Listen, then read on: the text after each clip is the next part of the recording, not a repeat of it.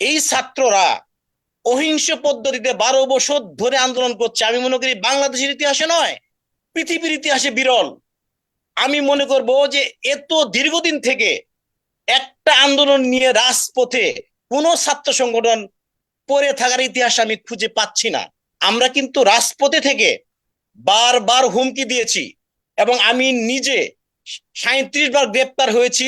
এই ফ্যাসিস্ট সরকার আমাকে বারবার জেলে পুরেছে এই আন্দোলনের কারণে। আসলে আমাদের সরকার, আমরা এই সরকারকে চাপ দিতে চাচ্ছি না, কিন্তু দীর্ঘদিনের পুঞ্জীভূত ক্ষোভের বহিঃপ্রকাশ আমরা আচ্ছা। আসলে ধরে রাখতে পারিনি। ধন্যবাদ সাগর ভাইকে আহ, এই গুরুত্বপূর্ণ মোমেন্টে ফেস দ্য পিপুলে আমাকে কথা বলার সুযোগ করে দেওয়ার জন্য। আসলে সাগর ভাই, আমি একটু ব্যাকগ্রাউন্ড টানতে চাচ্ছি আন্দোলনটা দীর্ঘদিনের, তারপরে আপনার আহ, প্রশ্নের উত্তরে আসছি। 2012 সালের 29শে ফেব্রুয়ারি যখন প্রথম আন্দোলনের ডাক দেওয়া হয়, আজ 2024 সাল, দ্যাট মিনস দীর্ঘ 12 বৎসর একটা আন্দোলন। 2012 সালের 29শে ফেব্রুয়ারির ঠিক আগে যখন আন্দোলনটি আসলে আন্দোলনের আহ, এটা চিন্তাটা আমার মাথা থেকে আসে। আমি একদিন পাবলিক লাইব্রেরিতে একটা মানে প্রতিবেদন পড়ছিলাম, সেখানে সারা ওয়ার্ল্ডের প্রত্যেক কান্ট্রিতে যেখানে চাকরিতে প্রবেশের বয়স, মেধা, যোগ্যতা, দক্ষতার ভিত্তিতে অবারিত। তখন আমার মনে একটা ইন্টেনশন জাগলো, তাহলে আমাদের বাংলাদেশে নয় কেন? তখন আমি আমাদের দেশের পার্সপেক্টিভ চিন্তা করলাম।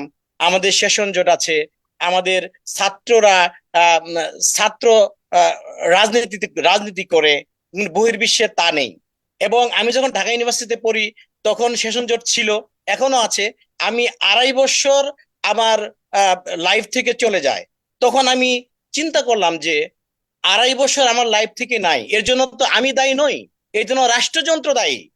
তখন আমার মাথায় চিন্তা আসলো, আমার মনে হয় যে চাকরিতে প্রবেশের বয়স বৃদ্ধি করা দরকার।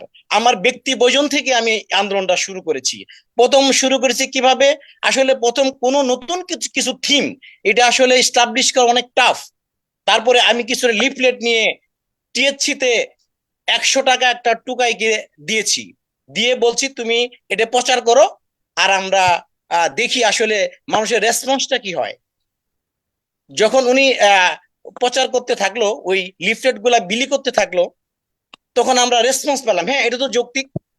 দেন তখন আমরা 2012 সালে 29শে ফেব্রুয়ারি ঐতিহাসিক শাহবাগ স্কোয়ারে আন্দোলনের ডাক দেই।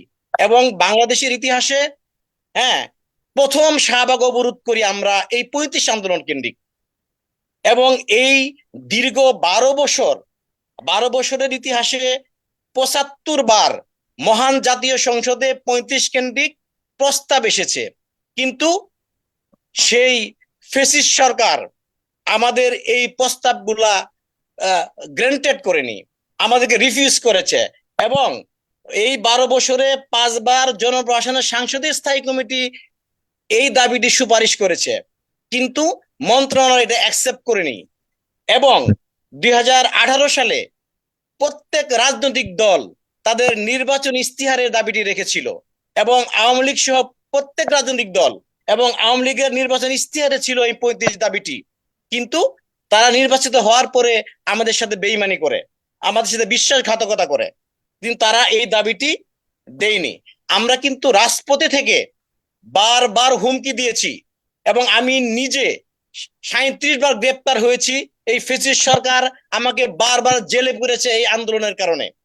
এবং আমরা বারবার হুমকি দিয়েছি, আজ আমাদের যে আপনারা বঞ্চিত করতেছেন, যদি এই 80 লক্ষ বেকার যদি ফুসে ওঠে, এই পুঞ্জীভূত ক্ষোভের যদি বহিঃপ্রকাশ ঘটে, তাহলে কিন্তু এই যে আন্দোলনগুলো, আমি মনে করি এই যে 35 আন্দোলন এবং অন্যান্য আন্দোলন, এই যে পুঞ্জীভূত ক্ষোভের বহিঃপ্রকাশ ঘটেই আজ বর্তমানে এক বিশাল মহিরু মহিরু হয়ে ছাত্র বিপ্লবের রূপ নিয়েছে, যার দরুন এই ফ্যাসিস্ট সরকার এই বাংলাদেশ থেকে পালিয়ে গিয়েছে আমি মনে করব। আর হুম। সত্যি বলতে কি, আমি অবাক হই, বাংলাদেশের ইতিহাসে নয়, পৃথিবীর ইতিহাসে আমি এই যে 12 বছর ধরে আঁকড়ে পড়ে থাকা এই আন্দোলন, এই ছাত্ররা অহিংস পদ্ধতিতে 12 বছর ধরে আন্দোলন করছে, আমি মনে করি বাংলাদেশের ইতিহাসে নয়, পৃথিবীর ইতিহাসে বিরল।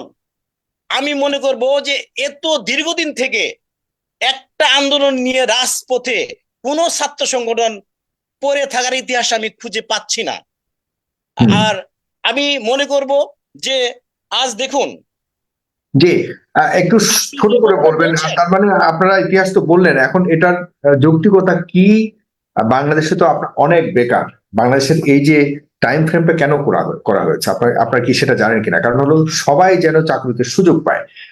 এটা যখন অবাধ্য করে দেওয়া হবে তখন তো দেখা যাচ্ছে যে আহ আর যারা নতুন করে চাকরিতে প্রবেশের, যাদের মানে প্রয়োজন, যাদের চাকরির সবচেয়ে বেশি প্রয়োজন, জীবনের সর্বপ্রথম যারা চাকরি পড়াশোনার জীবন শেষ করে চাকরিতে ঢোকার প্রয়োজন, তারা হয়তো পিছিয়ে যাবে। পুরাতনরাই হয়তো বারবার সুযোগ পাওয়ার চেষ্টা করবে। এই একটি চ্যালেঞ্জের মুখে নতুনদেরকে আপনারা ফেলেছেন কিনা, এখানে আপনাদের যুক্তি কি? আর পাশাপাশি আপনার এই পর্যন্ত আপনাদের আন্দোলনের ফলাফল কি আছে এবং ভবিষ্যৎ পরিকল্পনা কি? এটা ছোট্ট করে, কারণ আপনার একবার করেই বলবেন, এখানে দুইবার করে বলার আর সুযোগ থাকবে না আজকে। হুম। আসলে সাগর ভাই, দেখেন, অনার্সের পরিধি বাড়ানো হয়েছে, 3 বছরের ছিল, কিন্তু চাকরিতে প্রবেশের বয়সসীমা বাড়ানো হয় নাই। হুম। ডিগ্রির পরিধি বাড়ানো হয়েছে আগে, হুম। কিন্তু চাকরিতে প্রবেশের বয়সসীমা বাড়ানো হয় নাই। আমাদের গড়াই বাড়ছে, কিন্তু চাকরিতে প্রবেশের বয়সসীমা বাড়ানো হয় নাই। এবং অবসরের বয়সসীমা 57 থেকে 59 করছে, কিন্তু চাকরিতে প্রবেশের বয়সসীমা বাড়ানো হয় নাই। এটা ছিল, এই যে এই কথাগুলা, এই সরকারকে আমরা 12 বছর থেকে চিল্লাচ্ছি, কিন্তু আমাদের কথাগুলো তারা সেইভাবে গুরুত্ব দেয়নি। এখন এই 12 বছরের পুঞ্জীভূত ক্ষোভের বহিঃপ্রকাশ, যখন আমরা একটা বিপ্লবের মাধ্যমে নতুন সরকার পেয়েছি, তখন আমরা ভাবছি যে না, এই সরকার অন্তত আমাদের কথাগুলো শুনবে। আমরা কয়েকটা আন্দোলন করেছি ভদ্রভাবে শাহবাগে, কিন্তু যখন দেখছি যে না, আসলে আমাদের বাংলাদেশের রাজনৈতিক বা আন্দোলনের কালচারটা ভিন্ন, এখানে আসলে অন্য ব্যতিক্রম কিছু না করলে আসলে দৃষ্টি আকর্ষণ করা যায় না। এই জন্য বাধ্য হয়ে আমরা প্রধান উপদেষ্টা কার্যালয়ের দিকে গমন করি। এটা ছিল আমাদের, মানে আমি বাধ্য ছিলাম আমরা তখন। কিন্তু আপনি কি মনে করেন না আপনাদের এই আন্দোলন ঘিরে কোনো ষড়যন্ত্র হতে পারে? এখন এই মুহূর্তে আন্দোলন করাটা এই সরকারের উপরে একটা বাড়তি চাপ, এটা কি আপনাদের ইয়েতে ছিল কিনা, আপনার ধারণা ছিল কিনা? আসলে আমাদের সরকার, আমরা এই সরকারকে চাপ দিতে চাচ্ছি না, কিন্তু দীর্ঘদিনের পুঞ্জীভূত ক্ষোভের বহিঃপ্রকাশ আমরা আচ্ছা, আসলে ঠিক আছে, ধরে রাখতে পারিনি ধরে এবং রাখতে আমরা পারেন। বাধ্য চেষ্টা করেছি। আপনাকে ধন্যবাদ।